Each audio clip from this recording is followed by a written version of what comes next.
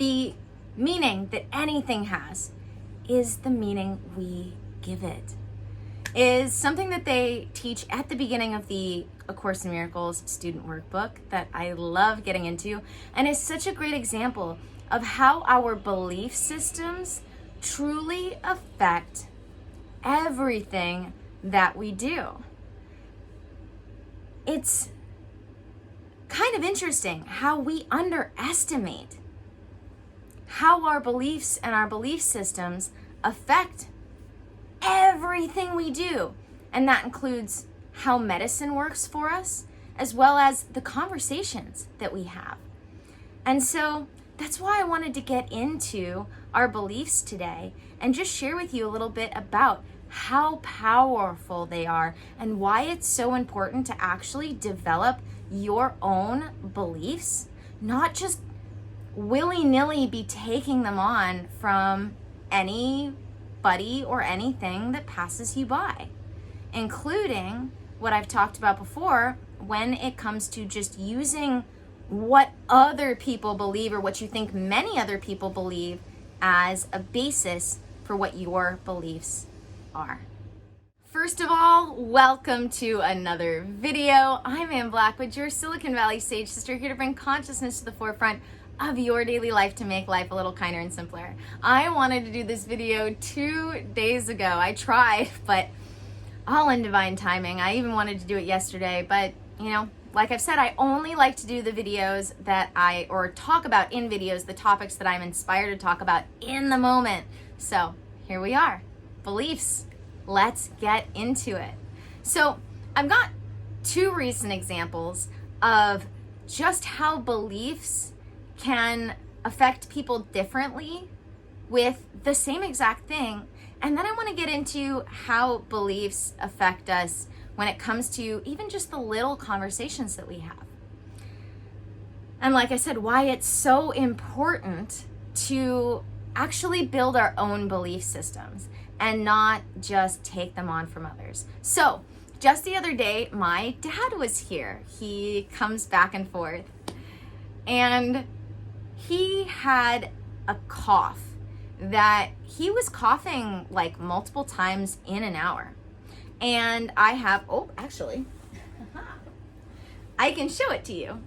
I have this essential oil from dōTERRA that is literally called Breathe, because it helps you with your breathing in all sorts of different ways. It opens up the pathways. And so I said, hey Dad, just take this, open it up, smell it a couple of times, set it down, smell it again a couple more times, and this will help you get rid of your cough. And because he was open to it, he had a very, very amazing result with it, which I wasn't surprised by. But the reason why this worked was because even though my dad is usually the kind of person who goes with your standard, like, practitioner, doctor, what's the word for it? Primary care physician type of medicine, he is open to trying other things, and he is open to me because he knows that I won't hand him things that I'm not certain work. So even if he's not usually the kind of person who will try natural medicine remedies, he is open to me as his daughter, and with the rapport that we have, knowing that if I hand him something, it is because I have experience with it working. So he tried it that night, and then when he woke up in the morning, he was like, I didn't use my inhaler at all last night. Can I bring this with me? And I said, absolutely. And then over the 4 days that he was camping, he only coughed maybe once or twice, was what he reported back to me. When before I gave it to him, he was coughing multiple times an hour. So this is a great example of how something can work if you are just open to it working, because we don't have to strongly believe in something to start off with to have things work for us. We just have to start off by being open to it. As where a great example of this working the other direction is my significant other. He is not open at all to the idea of natural remedies working, although he understands that most medicines start off with plants. He also is someone who is very, very much of the belief system that the more you can make it synthetic chemically, the better it's going to work. So anytime I have tried to get him to use something like this, he is immediately shut down to the idea of it working, even if he'll try it. So it ends up not working for him as well. And that is part of why I will, rather than trying to get him to use the essential oils themselves, will try to get him to use something like a product that has it in them, but is something that he's a little more familiar with, looks more like what he's used to, because that lack of openness affects whether or not they work for him. And this isn't just a mental thing in the sense of it working emotionally, but with our mind, we affect our body. And so we can have a medicine work or not work based on what our mind thinks about whether or not it'll work. Now, another great example of how beliefs affect us is our understanding of the past affecting our conversations and what just happens in our world in general. So a great example of this is something I've been noticing recently that I mean, I've noticed it for a long time, but I've been noticing it more and more over the last 2 years, especially as things have gotten more heated on social media when it comes to people's beliefs. And that is that just anything we have on our mind walking into something will affect our interactions. So if you walk into a conversation happy, open, you will have a better conversation. As where if you walk into a conversation that has nothing to do with whatever else was going on previously, but you're still feeling those emotions from what happened previously, you will take them into the next conversation. So that can open you and or close you to whatever you're going to interact with next, just because that is still on your mind. So we want to be really aware of how our biases, just based on our understanding of the past, whether that be the past few seconds or the past entirety of our lifetime, is affecting how we're looking at things in the present moment, because it absolutely does.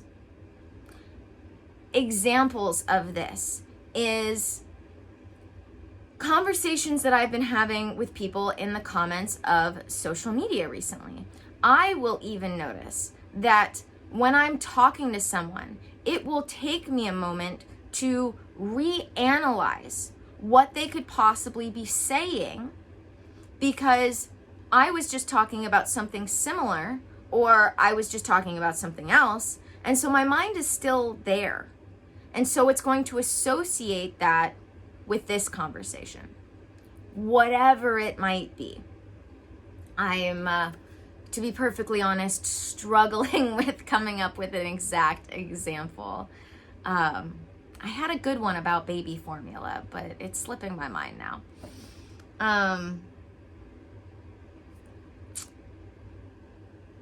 Well, all in divine timing. But so anyway, this is an example of how we really want to start not just being consciously aware of how we are at any given moment, but consciously aware of our belief systems in general. Because everything we do is affected by our understanding of the past. So the more we are able to consciously think about what we believe in, the more we can consciously affect our lives. Otherwise, those beliefs that we've taken on, like splattered bugs on our windshield as we're driving down the road, are going to affect our view. And they're not even ours. We haven't even thought about them. We've just taken them on because we think that that's what will make us the most compassionate, or it's because we think the most people believe it. But that is not a good basis for where your beliefs are coming from. We really want to sit down and take the time to think out, what is it that I believe? And you might not be able to do this all at once. This might be something that you want to look at as each belief comes up. But what I will tell you is that the belief systems that we have, that we've actually made our own, that we've thought about, that we've seen research for, that we have things other than just other people believe this to back them up, are going to not just be stronger within us, but they're going to make us more confident. And a great example of this is how anyone who actually has developed their belief system, they've thought about it, they've talked about it, they've seen whatever it is, whether it be actual research or just literature, lots of literature that back it up, the more they're going to also be open to contradictory information, the more they're going to be willing to have conversations with people that disagree with them, because they know within them that they have their belief system built on a strong foundation of thought, conversation, and knowledge. And where you'll notice people who just say their beliefs are whatever other people believe, or what they think other people believe, they're going to get really defensive because they have nothing other than what they've heard in small little chunks to back up their argument. But those aren't going to be strong in any way, shape, or form. They're not going to be strong arguments because they're not going to be backed up. They're going to be just little anecdotal comments. And we know internally within us, whether we realize it or not, that that is not a strong argument. Those are not strong arguments. So we become insecure. We get defensive when anybody contradicts us. And that is part of how you can tell whether or not you really have built your own and integrated your own belief systems based on how you react to conversations and also what you do on autopilot. Because our beliefs are what make us do things when we're not thinking about what we're doing.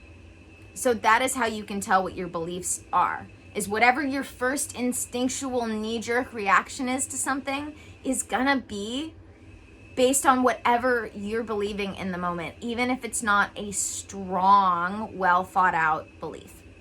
So this is the part where I want to invite you all to really start looking at what you believe, whether or not you're open, and just take the time to, as your beliefs come up in conversation, note them. And then even if that conversation isn't a great moment to analyze it, take the, even write it down in a note, take it back with you and think about it. Where did this come from? Why do I believe it? Do I really have information to back it up? And like I said, that doesn't have to be hard data. That doesn't have to be facts necessarily, depending on what it is, especially when it comes to our spiritual beliefs. That might be, literature. And that could be many, many, many books or many, many conversations we've had. But when it comes to our political beliefs, when it comes to our social beliefs, we can back those up with actual data, and we want to do so as much as possible. If we're going to really allow these things to run our lives when we're not consciously mindful in the moment, which we want to try to be as consciously mindful in the moment, but we can't do that all of the time when we're not practiced at it. It takes time to really start to practice before our new autopilot can kick in and our old autopilot can be left behind. So the more and more we can get consciously aware, the more and more we can develop this new autopilot, because we are going to have autopilot. We are going to have autopilot to some degree. We are in a human body, and there are going to be things, there are going to be moments, there are going to be times, even if they're few and far between, where we react to something rather than consciously respond. So the more you can build your belief systems based on conscious thought, based on well thought out thought, the better off you are going to be. So again, I invite you to think about, what are your beliefs? Where do they come from? Why do you believe them? Are they yours or are they someone else's? And should you keep them? Or should you do something like research or study to develop new belief systems? Should you do something like meditation? Because no matter what you believe, you are going to be better off when you have a developed belief system that you've meditated on in that sense than you are going to be with anything else. Thank you guys for joining me for another video. Don't forget to subscribe if you haven't already. Don't forget to check out those links in the description. That includes working with me one-on-one. If you're ready to get off that hamster wheel of hurting and healing and those cycles of suffering in your life, activate that mind, body, spirit potential and thrive, I want to help you do that. I want to help you get mindful in your life so that you can truly live your best life. Because as A Course in Miracles says, to heal is to make happy. Or as I like to say, when all of the systems are healthy, happiness comes naturally. When we have truly taken care of our mind, body, and spirit, when we've healed them, we can get proactive about our health, and then we don't have to have those cycles of suffering in our life anymore. So if you'd like to work with me one-on-one, you can go ahead and sign up for one of my session packages, because I have 6 spots open right now. And then once you sign up, we will start out with the free session that I do to customize that session package to you. It has you signing up for a certain number of sessions, and then how often we work together and what we work on will be customized, personalized to you. I also have my Patreon, where I have my intuitive lifestyle course, where we get into things like belief systems, values, boundaries, priorities, and so much more when it comes to our mind, body, and spirit health. It is a lot of the basics of what I do with my clients in a neat little package. So that is on Patreon and available with any of the packages, membership tiers that I have available on Patreon. I have journal exercises, guided meditations, my intuitive lifestyle course, workshop replays, so much good stuff going on over on Patreon. So go check that out. That's a link in the description. I have the link to dōTERRA, yay, in the description. dōTERRA is truly your one-stop shop for all of your natural living needs. If you want to get rid of all of those synthetic chemicals in your life and replace them with the best plant-based medicine and plant products, they're all made with the best essential oils, and then some. And oh, so good. My monthly order is about to show up, and I am so excited. I also have the link to dōTERRA Witches, which is the group I'm a part of. Witches. I always catch myself with that. I always think it's hilarious. dōTERRA Witches is the group that I am a part of. We do full moon and new moon gatherings. We just do witchy stuff, as well as teaching about dōTERRA. So come join us over there. We do most of the things that we do on Instagram, and then we do our gatherings on Zoom, but we do also have a Facebook group that we post updates in. So check all that out. I also have my mailing list where I do 1 email a month that's it, because I don't like to spam people like I get spammed by mailing lists. I love to be on people's mailing lists, but I just feel like I get too many emails from people all the time. So I do 1 email a month, if that. And that is how you get in on all of the free things that I do, like free workshops to record them, as well as guided meditations. And then also, if I get a little too awake, although they are getting better about that, we can stay in touch. So All those links are in the description. I think there's a couple more. Go check them out. I know if you're enjoying my videos here, you will enjoy all of the links in my description. And as always, may the energies you serve you well. And let's keep making our way through.